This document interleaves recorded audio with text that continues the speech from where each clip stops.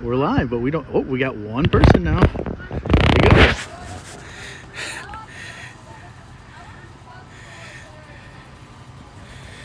All right, we're gonna get started with our bedtime story here pretty quick. So, I have to say I can't believe how many people came this evening and who are still here in a dark parking lot at Valley View. So, thank you guys for all coming and for tuning in. I don't know if everyone's been able to see. I know you guys down there can't see, but we have a fire that we have going on up here. My wife just brought me this awesome heat lamp. So I have a heat lamp up here now. I had some kiddos bring me a cup of hot chocolate, some Takis, other things to hand warmers and feet warmers. So I think I'm good. I'm gonna make it through the night, I think. So I have more hot chocolate here. So I think we're gonna be all right. But we had dinner served. So we're good. All right. But I have a story that I'm gonna read, which is called The Stranger.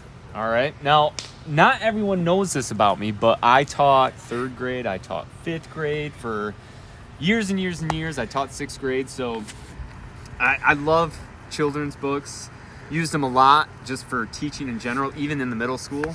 But this is one of my favorites, and it's by Chris Van Allsburg, who is a Grand Rapids or East Grand Rapids native. If you know the Polar Express, you know what he's about as an author. But this one is fitting for this time of year. Some of you may have read it before or heard it already this year because a lot of teachers use it in their classes. But here we go. It's called The Stranger by Chris Van Allsburg. Hopefully this finds you in your bed, cozy up with some blankets, warm. All right, here we go. It was the time of year Farmer Bailey liked best, when summer turned to fall. He whistled as he drove along. A cool breeze blew across his face through the truck's open window. Then it happened. There was a loud thump. Mr. Bailey jammed on his brakes. Oh no, he thought. I've hit a deer.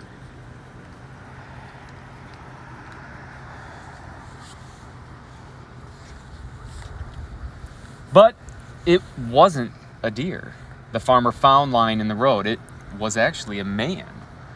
Mr. Bailey knelt down beside the still figure, fearing the worst. Then suddenly the man opened his eyes. He looked up with terror and jumped to his feet. He tried to run off, lost his balance, and then fell down. He got up again, but this time the farmer took his arm and helped him to the truck.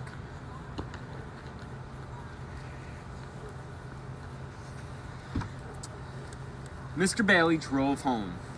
He helped the stranger inside where Mrs. Bailey made him comfortable on the parlor sofa. Katie, their daughter, peeked into the room. The man on the sofa was dressed in odd, rough leather clothing. Though her father, she heard her father whisper, "Must be some kind of hermit sort of fellow who lives alone in the woods." The stranger didn't seem to understand the question. Mr. Bailey asked him. "I don't think," whispered Mrs. Bailey, "I don't think he knows how to talk."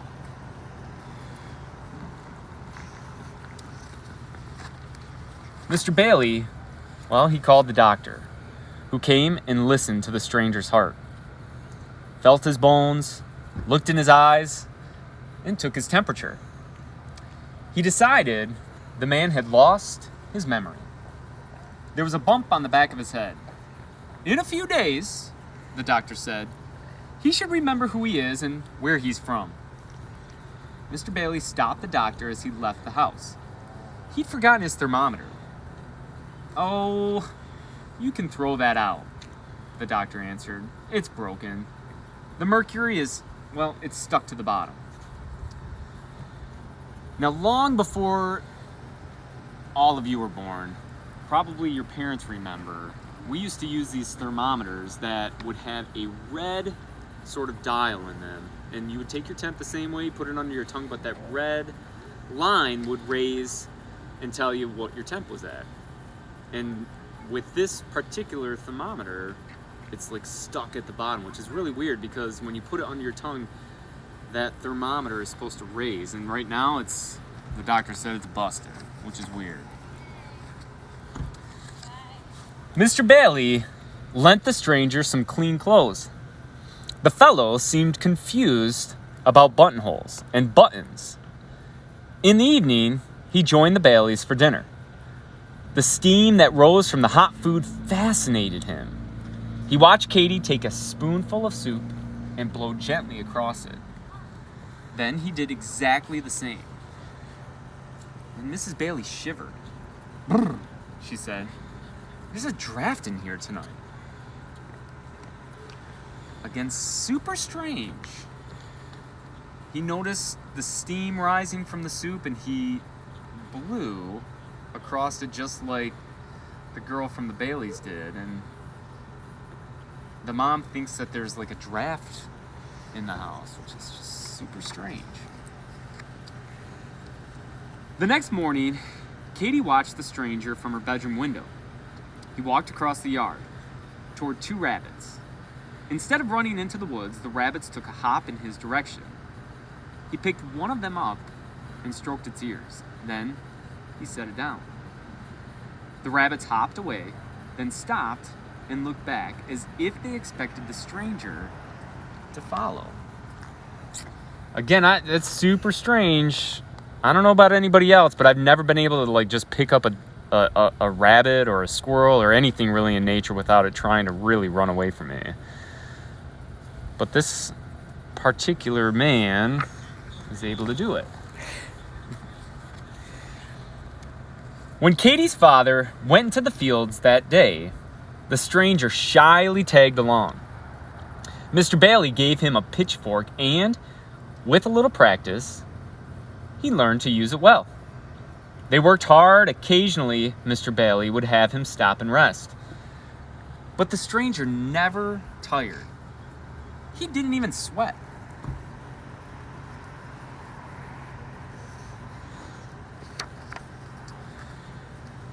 That evening, Katie sat with the stranger, watching the setting sun. High above them, a flock of geese, in perfect V formation, flew south on the trip that they made every fall. The stranger could not take his eyes off the birds. He stared at them like a man who'd been hypnotized. Weird. Now, Mr. Jason, I need to ask you a question. What season do you typically see birds in a flying V formation heading south? Got to be in the fall. Typically in the fall, I would say. Weird. Okay. 2 weeks passed and the stranger still could not remember who he was.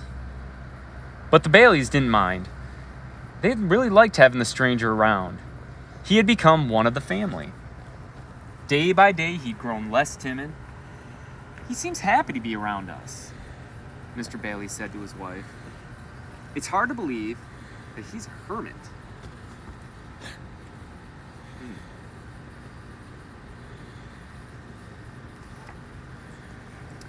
Another week passed, and Farmer Bailey could not help noticing how peculiar the weather had been. Not long ago, it seemed that autumn was just around the corner, but now it still felt like summer, as if the seasons just couldn't change. The warm days made the pumpkins grow larger than ever. The leaves on the trees were as green as they'd been 3 weeks before. Now, I have to say, this reminds me of our current fall right now. All the trees are still, for the most part, pretty green. We've had really, really warm weather for this time of the year, except tonight. Tonight, it is going to be cold. But as to be expected when you're camping on the roof. One day, the stranger climbed the highest hill on the Bailey farm. He looked to the north and saw a puzzling sight. The trees in the distance were bright red and orange, but the trees to the south, like those round Bailey's, were nothing but shades of green. They seemed so drab and ugly to the stranger. It would be much better, he thought, if all the trees could be red and orange. Again, really strange, because around where this man is, the trees are all green yet, but in the hills surrounding their farm, it seems like they've all started to change. I don't know why that would happen. The stranger's feelings grew stronger the next day. He couldn't look at the trees' green leaves without sensing that something was terribly wrong. The more he thought about it, the more upset he became, until finally he could think of nothing else. He ran to a tree and pulled off a leaf. He held it in a trembling hand and, without thinking, blew on it with all his might. Now, if you're taking a look at that picture right there, you're going to notice something that may have happened to that leaf after he blew on it. Pay close attention to that picture.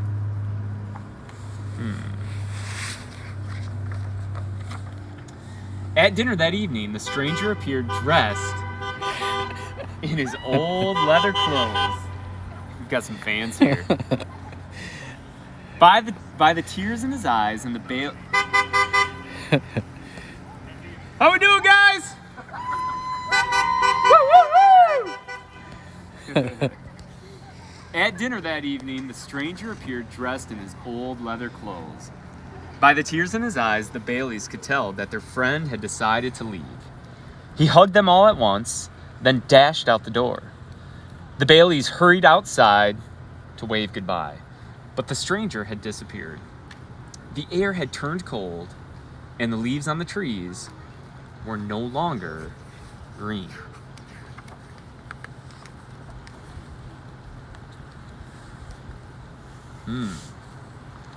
Every autumn since the stranger's visit, the same thing happens at the Bailey's farm.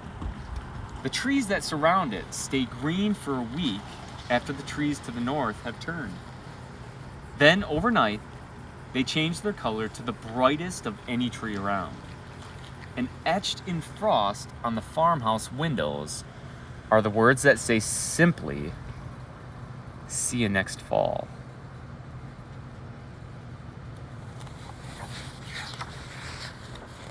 And that's the end. Now, to me, I love having these discussions with my students after we read this book, because we're trying to figure out, like, who does the stranger really represent? And oftentimes kids think maybe he represents summer, maybe it's Mother Nature, but obviously he holds some power when it comes to the changing of the seasons, which is perfect because we're right at that time of the year right now. So I hope that you enjoyed this. It's one of my favorite books. It's called The Stranger. All right. Now, before we let you go, I know some of you are going to go to bed. I'm going to be doing some fireside chat questions, but I thought I'd answer some of the questions that came to me today from students. You know, again, these are all just questions that are kind of flown out there that some of you might be wondering about me. So I'm going to kind of filter through some of these in a second. So Mr. Hiscock, just bear with me a second. All right, let's see here. All right. Some of these I've answered already, but let's see here. This one's from Ethan Jones. It says, "What's your favorite color?" I think I answered this one earlier today. Blue is my favorite color. Go blue. We'll see in a couple weeks if Michigan beats Michigan State. All right. Let's see here. Oh my goodness. This one's a tricky question. What would you do if you did not have any paper and you needed it? I would get paper towel and use paper towel, I think. That is what I would use. All right, let's see here. Let's see here. How many pets do I have? This one's from Kenley Swaney. I have a dog. Her name is Winnie. She's very hyper and ill-mannered, but I love her. So, let's see here. What's your favorite holiday? Thanksgiving. Hands down, Thanksgiving's my favorite holiday. All right, let's see here.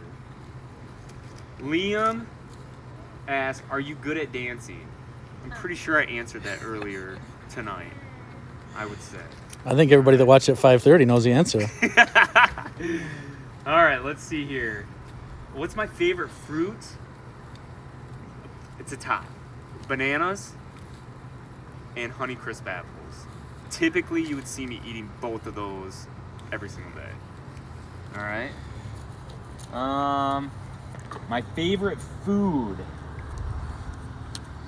I think it's the square pizzas that Miss Jeannie makes. Not the ones that come in the package, not the round ones, but the square ones that now come in like a little sleeve. Miss Jeannie, those things are awesome. All right. Hey! Let's see here. Let's go to another one here. What's my favorite sport? So this one's from Josie. I think Josie in Mrs. Cook's class. How we doing, guys? Did you watch the video? Oh, sweet. Have a good night, guys. Thank you. Favorite sport? Mountain biking. Favorite sport to watch? Football. All right, let's see here. When was I born? 1980 something. Let's see here. Let's do 2 more questions right now, and then I'll let you guys get to bed. Well, that one's what's your favorite holiday? Let's see here.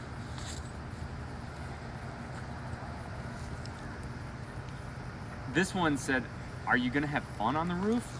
I've had like the best time up here ever. All right, it's been a sweet night. And let's see, one more. What's my favorite kind of ice cream? Salty caramel, hands down. All right. I hope that you enjoyed the night. Remember, I'm gonna be on in about a half hour for some more fireside chat and deep thoughts with Mr. Karel. All right. Have a great night, everybody.